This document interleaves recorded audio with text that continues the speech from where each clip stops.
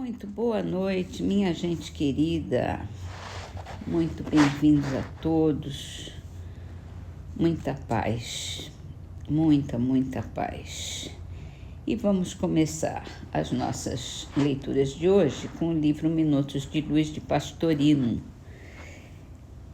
Foi psicografado por Ariston Teles.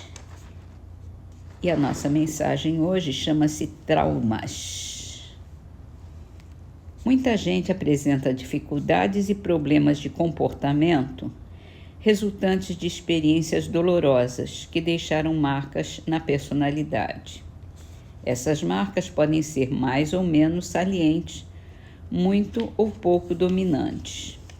Isso depende da capacidade ou da disposição que a pessoa tenha de superar as próprias deficiências.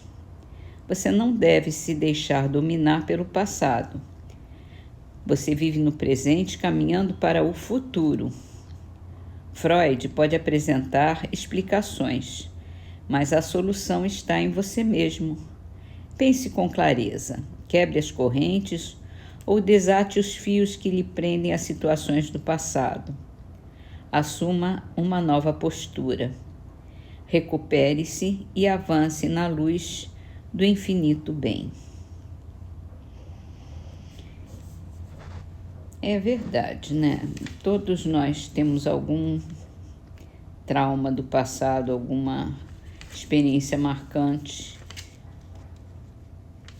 que nós carregamos dentro de nós, mas a gente, com o passar dos anos, com o tempo, com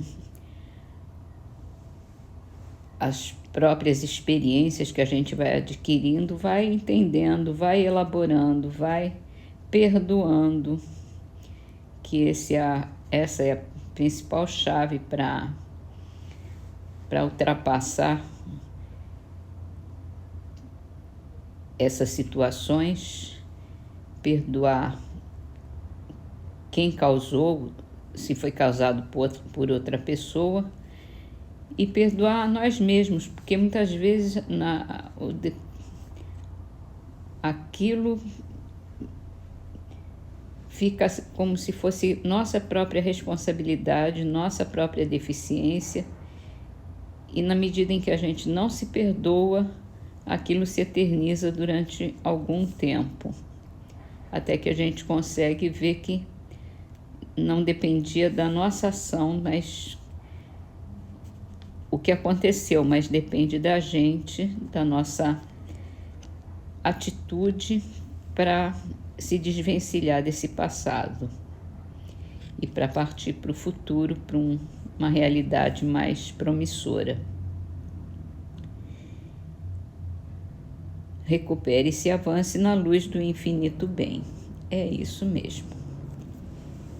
E vamos então para o livro dos Espíritos, falando agora sobre aborto. E Kardec perguntou se a provocação do aborto em qualquer período da gestação constitui crime.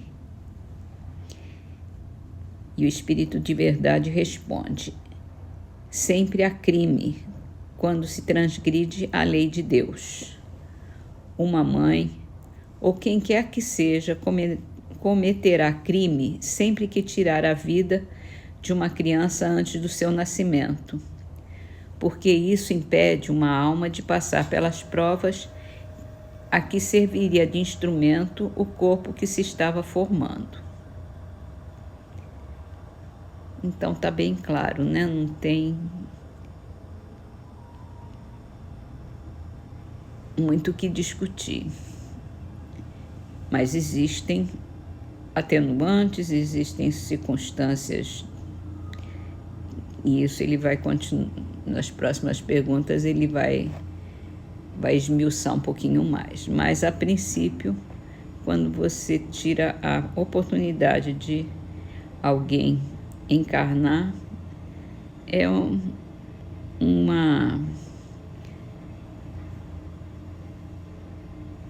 crime, né? Uma transgressão das leis de Deus. E assim vamos para o livro A Gênese, continuando aqui na história dos sistemas do mundo. Cerca do ano 140 da era cristã, Ptolomeu, um dos homens mais ilustres da escola de Alexandria, combinando suas próprias ideias com as crenças vulgares e com algumas das mais recentes descobertas astronômicas, compôs um sistema que se pode qualificar de misto, que traz o seu nome e que por perto de 15 séculos foi o único que o mundo civilizado adotou. Segundo o sistema de Ptolomeu, a Terra é uma esfera posta no centro do universo, composta de 4 elementos: terra, água, ar e fogo. Essa primeira região, dita elementar. A segunda região, dita etérea, compreendia 11 céus ou esferas concêntricas a girar em torno da Terra, a saber, o céu da Lua, os de Mercúrio, de Vênus, do Sol, de Marte, de Júpiter e de Saturno, das estrelas fixas, do primeiro cristalino, esfera sólida transparente, do segundo cristalino e, finalmente, do primeiro móvel, que dava movimento a todos os céus inferiores e os obrigava a fazer uma revolução em 24 horas. Para além dos 11 céus estava o Empíreon, habitação dos bem-aventurados, denominação tirada do grego pir ou pur, que significa fogo, porque se acreditava que essa região resplandecia de luz como fogo. Longo tempo prevaleceu a crença em muitos céus superpostos. O número deles, entretanto, variava. O sétimo era geralmente tido como o mais elevado, de onde a expressão ser arrebatado ao sétimo céu. Paulo disse que fora elevado ao terceiro céu. Fora o movimento comum, os astros, segundo Ptolomeu, tinham movimentos próprios, mais ou menos dilatados, conforme a distância em que se achavam do centro. As estrelas fixas faziam uma revolução em 25.816 anos. Avaliação esta que denota conhecimento da precessão dos equinócios, que se realiza em 25.868 anos. E assim nós vamos vendo os sistemas celestes, né, como se foram se desenvolvendo na história. Mas vamos então terminar as nossas leituras com uma trovinha de Roberto Correia, está no livro Orvalho de Luz, psicografado por Chico Xavier, com o título Letreiros da Morte. A morte não provocada é bênção que Deus envia, lembrando noite estrelada quando chega o fim do dia.